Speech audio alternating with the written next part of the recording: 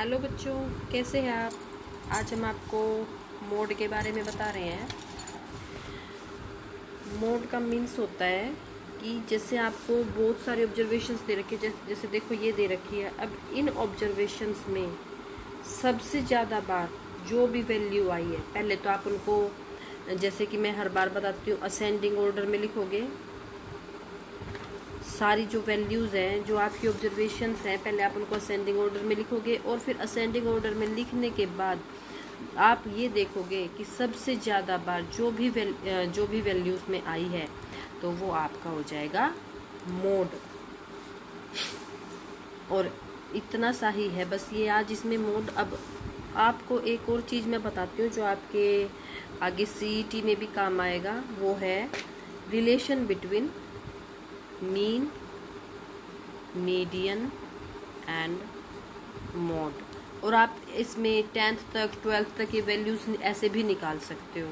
वो कैसे निकालोगे कि mode is equal to 3 median -2 mean, यानी कि मीन, मीडियन, मोड, इनके बीच में जो ये रिलेशन है, ये वाली इक्वेशन है, ये आपको याद करनी पड़ेगी। अगर आपको मोड दे रखा है, मीडियन दे रखा है, तो आप मीन ऐसे निकाल सकते हो। अगर मीन दे रखा है, मीडियन दे रखा है, तो मोड निकाल सकते हो। आप ऐसे भी निकाल सकते हो।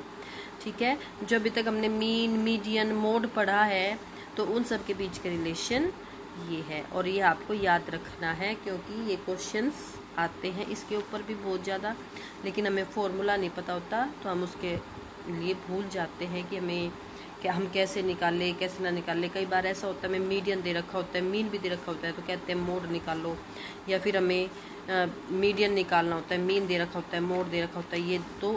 ये इक्वेशन आपको याद रखनी है, या ये फॉर्मूला कह लो, इक्वेशन कह लो, ये आपको याद रखनी है।